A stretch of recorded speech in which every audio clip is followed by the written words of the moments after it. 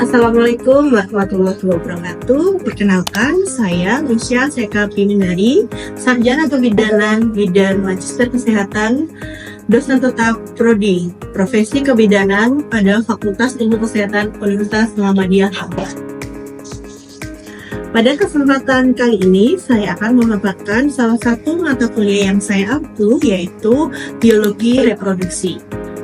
Saya mengajar mata kuliah Biologi Reproduksi pada semester ganjil tahun akademik 2024-2025 dengan kode mata kuliah 22W P0405 yang berbobot 3 SKS yang merupakan mata kuliah wajib program studi S1 Kebidanan. Mata kuliah ini dilaksanakan dalam 16 kali tatap muka, di mana 14 kali tatap muka materi dan 2 evaluasi berupa UAS dan UTS. Mata kuliah ini membahas terkait materi-materi organ reproduksi manusia, embriologi, fertilitas dan infertilitas, genetika manusia, serta imunologi reproduksi. Adapun capaian pembelajaran lulusan pada mata kuliah Biologi Reproduksi meliputi 5 CPL yang setelah tertulis dalam RPS yang telah divalidasi oleh Ketua Program Studi serta tim kurikulum pada universitas. 3 komponen utama dalam proses pembelajaran mata kuliah ini yaitu delivery, interaction, dan assessment. Pada delivery, materi pembelajaran dan modul serta RPS dapat diunduh oleh seluruh mahasiswa pada halaman e-learning resmi Universitas Muhammadiyah Lamongan. Pada mata kuliah ini, selain materi dan modul juga didukung oleh video-video pembelajaran interaktif serta kuis-kuis yang disampaikan pada setiap sesi perkuliahan. Pada interaction pada mata kuliah ini akan melibatkan komunikasi 2 arah antara dosen dan mahasiswa dalam bentuk diskusi, kolaborasi, serta tanya jawab. Asesmen pada mata kuliah Biologi Reproduksi menggunakan kuis, penugasan kelompok maupun individu, penilaian kehadiran, penilaian keaktifan, serta UAS dan UTS. Setiap asesmen akan dinilai berdasarkan rubrik penilaian yang telah terukur secara objektif, serta hasil dari setiap penilaian akan di-share atau disampaikan kepada mahasiswa sebagai umpan balik untuk motivasi mahasiswa. Metode pembelajaran yang saya terapkan yaitu metode yang bersifat aktif, partisipatif, dan berbasis pada pengalaman nyata. Di antaranya adalah ceramah interaktif, diskusi kelompok, dan project-based learning. Berikut adalah video pembelajaran mata kuliah Biologi Reproduksi dengan materi pada pertemuan ke-7 yaitu mengenai infertilitas. Mari kita simak. Selamat pagi. Assalamualaikum warahmatullahi wabarakatuh. Bagaimana kabarnya hari ini? Alhamdulillah sehat. Ini masuk semua ya? Sebelum tahap selanjutnya, sebelum saya menjelaskan, sebelum kita absensi, silakan Mbak Alma selaku ketua kelas untuk memimpin berdoa pada hari ini. Silakan Mbak Alma. Jadi sebelum memulai pelajaran pada hari ini, mari kita berdoa bersama. Semoga pelajaran kita dapat bermanfaat. Amin. Doa selesai. Sekarang silakan buka email masing-masing untuk melakukan absensi kehadiran pada hari ini supaya terrecord ya, karena absensi merupakan salah satu syarat kalian mengikuti ujian, baik ujian tengah semester maupun ujian akhir semester. Sudah berhasil absensi semua? Sudah? Saya lanjutkan ya. Hari ini kita di minggu ke-7, artinya minggu terakhir sebelum ujian tengah semester. Minggu depan kita sudah ujian tengah semester ya. Pada mata kuliah Biologi Reproduksi hari ini yang akan saya sampaikan yaitu terkait infertilitas atau ketidaksuburan. Di pertemuan-pertemuan sebelumnya kita sudah membahas banyak sekali, mulai dari anatomi fisiologi organ reproduksi, kemudian apalagi embriologi, ya, perkembangan embrio, dan sekarang yaitu terkait infertilitas atau ketidaksuburan. Pernah dengar nggak infertilitas itu apa gitu? Oh, Mbak Kamil, silakan. Ini kencang sendiri nih ngomongnya. Pernah gitu ya? Kayaknya tadi malam dia sudah belajar. Apa infertilitas itu apa? Saya dibantu. Infertilitas adalah gangguan kesuburan yang menghambat pasangan suami istri untuk mendapatkan keturunan. Oke, gangguan kesehatan yang terjadi pada pasangan untuk mendapatkan keturunan, ya. Jadi betul dari kata-katanya Mbak Kamil tadi ada gangguan atau hambatan sepasang suami istri ini untuk mendapatkan kehamilan. Ketidakmampuan pasangan untuk mendapatkan kehamilan secara alamiah, artinya belum ada bayi tabung, dia tidak program untuk kesuburan lainnya selama 1 tahun berhubungan seksual aktif tanpa menggunakan alat kontrasepsi. Ya, perlu kita garis bawahi di sini yaitu pasangan. Artinya infertilitas menjadi tanggung jawab pasangan suami dan istri. Nah, ini 1 tahun menjalani hubungan seksual rutin tanpa kontrasepsi. Kalau seandainya ada sepasang suami istri nih, LDM, satunya di Jawa, satunya di Kalimantan, setahun nggak punya anak, masuk ke infertil nggak? Tidak, karena tidak berhubungan seksual secara rutin. Mungkin ketemunya sebulan sekali, 2 bulan sekali, kan demikian. Jadi infertilitas itu adalah yang perlu kita pahami, pasangan berhubungan seksual secara rutin dan tidak menggunakan alat kontrasepsi apapun.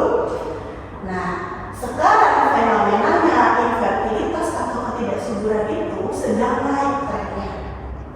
Baik memang disengaja maupun tidak disengaja, mungkin karena adanya fenomena-fenomena child free, ingin punya anak. Bahkan di Indonesia angka fertilnya, angka punya anaknya itu sekarang trennya turun, karena angka pernikahan semakin mundur, kemudian pasangan tersebut nggak mau punya anak banyak-banyak. Kalau dulu di Indonesia angka punya anak di dalam rumah tangga 3, 4, sekarang 2, turunnya cukup drastis. Ada beberapa negara yang sampai 1, bahkan 0, di mana kalau sudah menikah pasangan itu tidak mau punya anak, karena mungkin tadi tekanan sosial, kemudian secara ekonomi dan lain sebagainya. Jadi memang infertilitas itu bagi sekali faktor. Nah, infertilitas tadi kita membahas bahwa dia tanggung jawab pasangan, tanggung jawab istri maupun suami, pihak perempuan maupun pihak laki-laki, karena secara data penyebab infertilitas itu ada dari pihak laki-laki 40% penyebabnya, dari pihak perempuan 40%. Kemudian 20% ini dari mana?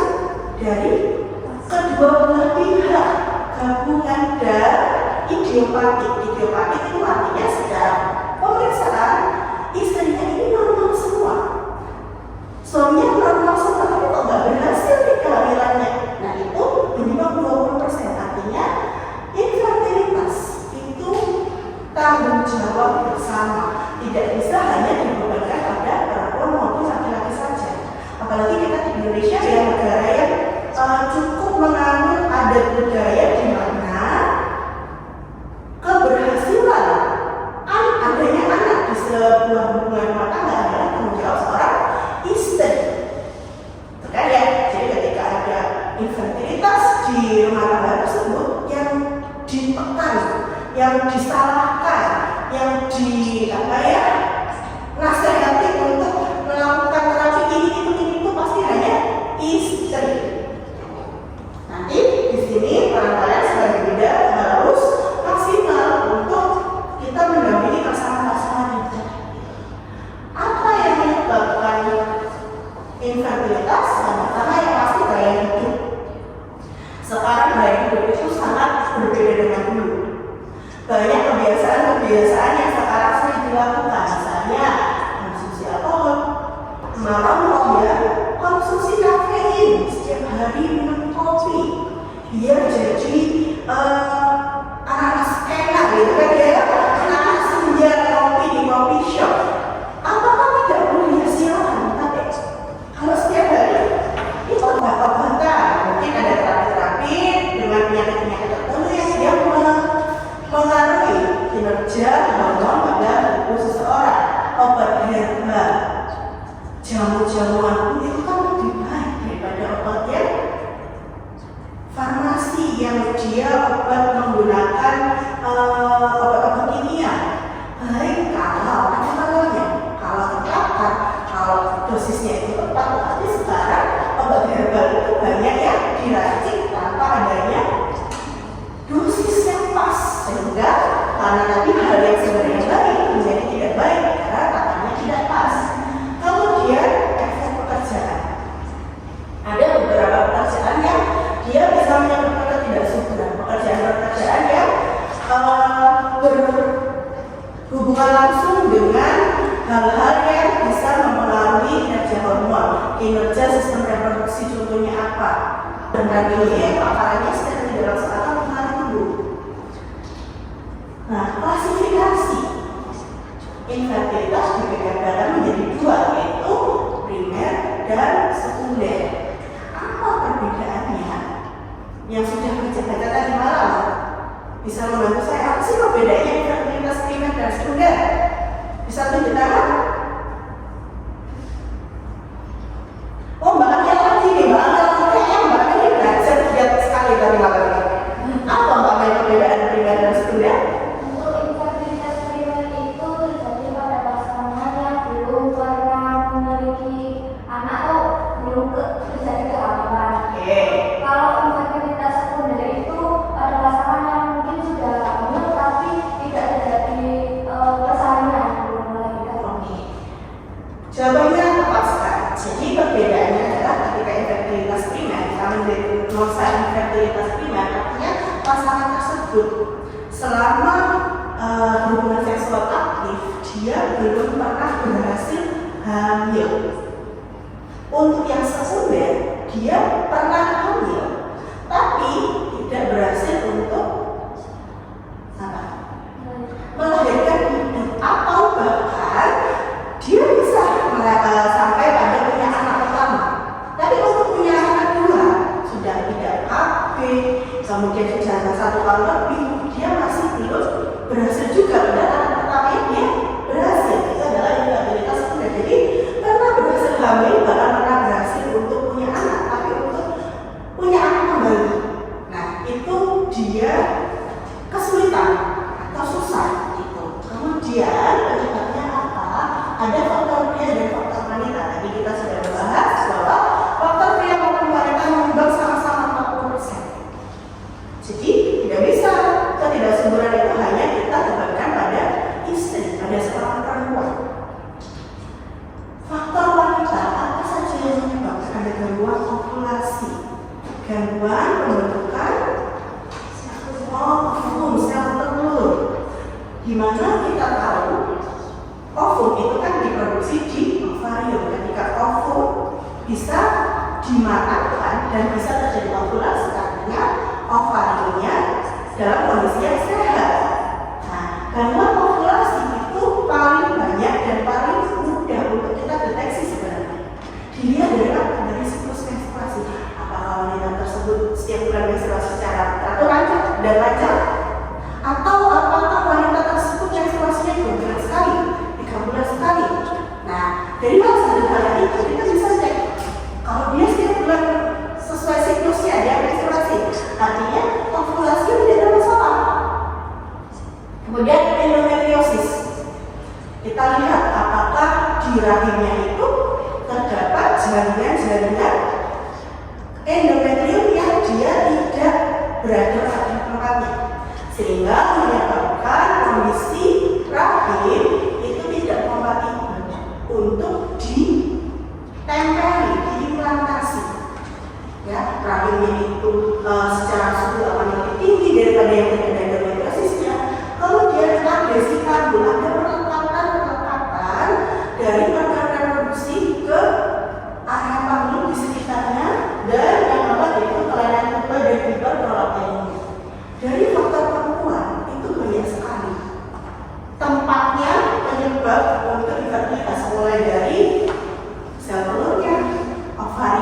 kemudian kita naik ke bagaimana saluran kembali, apakah gundul atau tidak. Kemudian kita cek rahimnya, apakah rahimnya ini sehat, apakah secara anatomi dia normal, begitu. Kemudian kita juga cek hormon. Perempuan itu banyak sekali yang harus dicek untuk tahu bahwa perempuan itu fertil atau tidak, gitu. Nah, sedangkan pada pria itu ada 3 tempat atau 3 hal yang kita periksa untuk mengecek faktor yang menyebabkan ketidaksuburan. Yang pertama, pratestikular. Pratestikular ini biasanya disebabkan oleh gangguan pada sistem hormonnya dia. Jadi pembentukan pada otak waktu dia masih janin, waktu dia masih bayi. Untuk penyebab pratestikular biasanya munculnya adalah gangguan hormon. Kemudian ada testikular, testisnya. Kita cek apakah testisnya ini normal, apakah ada varikoket atau ada testis ini tidak turun, cuma 1, otomatis kan hormonnya tidak akan seimbang. Kita hanya cek testisnya. Kemudian ada pasca testis, selain dari testis dari apa? Mungkin dari saluran-salurannya. Apakah saluran ini buntu atau tidak? Nah, di pria itu sebenarnya lebih sederhana. Nah, pemeriksaan fertilitas kita tidak bisa, si pasangan suami istri ini setahu nggak bisa punya anak, pasti infertil itu tidak boleh. Karena ada standarnya, standar yang sudah disepakati Ikatan Dokter Kandungan khususnya pada subspesialis fertilitas di Indonesia, bahwa sebelum kita mendiagnosa pasien infertilitas harus ada beberapa hal yang kita periksa. Kalau pada perempuan, karena tadi banyak sekali yang mulai dari ovariumnya, tubanya, kemudian rahimnya, sampai pada hormonnya, sehingga kita konfirmasi dulu yang bermasalah yang mana, sehingga kita bisa melakukan intervensi secara tepat. Kalau ternyata kita tidak melakukan pemeriksaan ini, sebenarnya gangguannya ada di ovarium, tapi yang kita obatkan dari tubanya kan tidak cocok. Kita melakukan penata laksana yang tidak sesuai dengan kebutuhan pasien. Kita cek dulu ovulasinya dia normal atau tidak. Kita cek juga hormonnya dia normal atau tidak. Bagaimana hormon LH-FSH-nya, estrogen progesteronnya, perilakunya bagaimana. Atau bahkan testosteronnya. Ada beberapa kondisi di mana perempuan itu punya hormon testosteron yang cukup tinggi dibandingkan perempuan pada umumnya. Kemudian kita cek uterusnya. Apakah uterusnya ini siap untuk dijadikan tempat implantasi? Apakah uterusnya ini bentuknya normal secara anatomi? Kemudian kita cek juga tubanya. Tubanya ini mengker-mengker enggak? Tubanya ini buntu enggak? Kan seperti itu. Kemudian kita cek apakah ada penyakit-penyakit menular seksual yang bisa menyebabkan ketidaksuburan pada perempuan ini. Dan pemeriksaan hidrografi dan uji pasca segama ini yang sekarang sedang marak sekali digalakkan untuk diperiksa, karena muncul fenomena-fenomena di mana secara fungsi tubuh perempuan ini normal, tetapi karena ada hormon antibodi atau sperma pada tubuh perempuan, sehingga ketika sperma masuk ke saluran reproduksi, sperma itu akan ditolak karena antibodinya tidak cocok. Kemudian kita periksa histeroskopi dan laparoskopi, yaitu kita benar-benar periksa seperti operasi kecil untuk benar-benar mengecek bagian dalam dari sistem reproduksi perempuan ini. Bagaimana sih kondisinya? Banyak sekali perempuan. Ya, tapi yang bersemangat untuk periksa ketidaksuburan itu perempuan apa?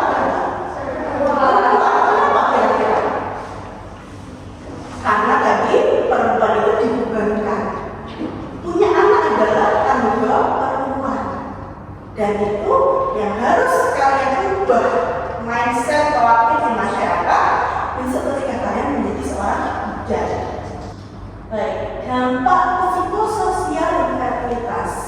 Infertilitas itu punya dampak secara tidak hanya secara fisik tapi secara psikologis, secara mental. Kita cek bidan itu kewenangannya tidak bisa kita memeriksa infertilitas. Kita tidak bisa ngecek ayo ibu saya cek hormonnya. Ayo bapak saya cek spermanya. Kita tidak dibekali keterampilan untuk itu. Ketika kalian bisa praktek cek bidan yang bisa kita upayakan adalah untuk mengurangi dampak ini. Dampak psikologi dan sosial. Psikologi, infertilitas, belum punya anak itu memiliki dampak menyebabkan stres, depresi pada pasangan tersebut.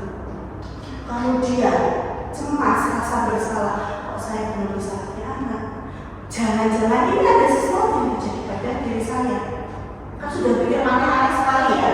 Nanti takutnya istri saya atau suami saya meninggalkan saya nih kalau saya nggak ngambil, gitu kan ya. Kemudian kehilangan harga diri. Di Indonesia di beberapa suku itu masih menjadi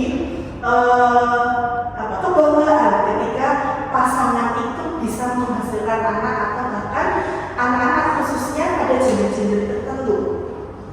Nah, kalau belum berhasil punya anak sama sekali, dia akan merasa apalagi kalau misalnya di laki-laki ya akan menjadi kayak teman-temannya atau rekan sekitarnya ini orang-orang enggak ya, ini laki-laki beneran ini kok nggak berhasil membuahi istrinya kayak gitu.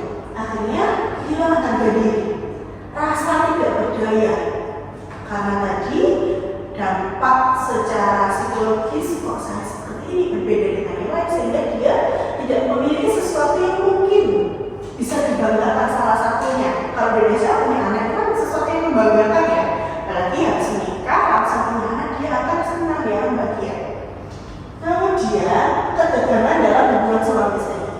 Meskipun awalnya si suami istri ini, si pasangan ini tidak ada masalah, tetapi karena ada tekanan sosial, tekanan dari orang-orang di sekitarnya, sehingga itu menjadi sesuatu yang sangat sensitif untuk dibahas, menjadi pemicu masalah rumah tangga. Nah, kemudian ada stigma sosial, terutama pada perempuan laki-laki. Mungkin kita sudah bisa mengamati dari lingkungan kita sendiri, ketika seorang suami istri ini pasangan belum hamil, pasti yang dinasihati untuk melakukan sebuah terapi adalah perempuan. Diberikan kurma muda, diberikan obat-obat tertentu atau ramuan-ramuan tertentu adalah pada si istri. Tekanan dari keluarga besar dan masyarakat serta isolasi sosial. Ketika ada ketidaksuburan, pasangan ini kan stres. Dia akan membandingkan dirinya dengan pasangan yang lain, sehingga itu juga akan menjadi pemicu mereka ini mengasingkan diri dari lingkungan sosial. Ketika ada perkumpulan sosial, dia akan tidak ikut karena takut nanti saya ditanyain lagi soal anak. Dan itu dampaknya luar biasa sekali. Nah, karena ini yang bisa kita intervensi sebagai seorang bidan, kira-kira besok kalau kalian jadi bidan ketemu pasangan infertil, apa yang akan kalian lakukan, apa yang kalian upayakan sebagai seorang bidan sesuai dengan kewenangan kalian terhadap kasus-kasus demikian. Ada yang bisa menyampaikan pendapatnya, oke bagus, ini semangat sekali. Belum selesai, saya bilang dia sudah tanda tangan. Sini sekarang apa ini? Kalau besok harus jadi bidan, mau ngapain terhadap pasangan infertil ini? Menurut saya mungkin bisa bertemu dengan pasangan lain yang mengalami hal yang serupa, lalu mengurangi rasa terisolasi mereka dan memberikan harapan seperti dukungan. Oke, jadi mengumpulkan pasangan-pasangan yang memiliki masalah yang sama, usia fertilitas, membuat grup-grup untuk saling sharing supaya pasangan ini tidak merasa sendirian, supaya dia bisa ada tempat untuk saling berbagi keluh kesahnya, gitu ya. Kemudian apa lagi kira-kira yang bisa kita upayakan sebagai seorang bidan? Silakan Mbak Nabila. Biasanya menjadi seorang bidan akan mendorong pasangan untuk membuat keputusan bersama, misalnya memilih hari tabung, adopsi, atau hidup tanpa anak. Fokus pada kekuatan hubungan, bukan hanya pada keturunan. Oke, jadi menguatkan ikatan antara suami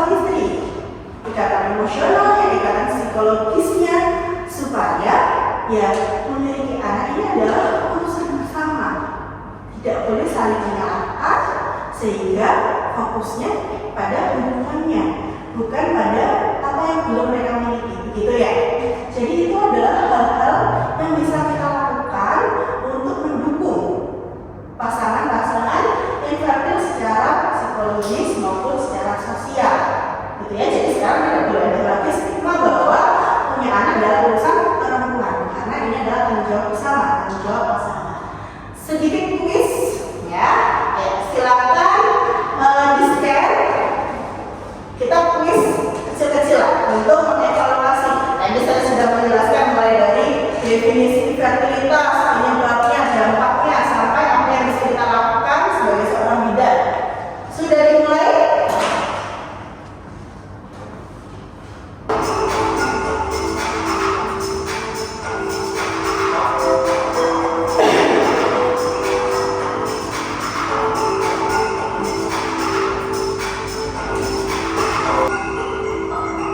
Sudah?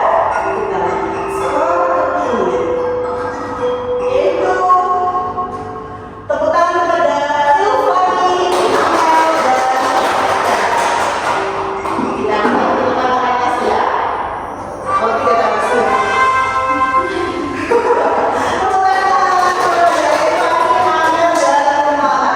Oke, yang lain nanti harus dijadikan motivasi untuk belajar, gitu ya, supaya ini muncul namanya di papan skor, gitu ya. Oke, baik. Demikian ya kuliah pada hari ini.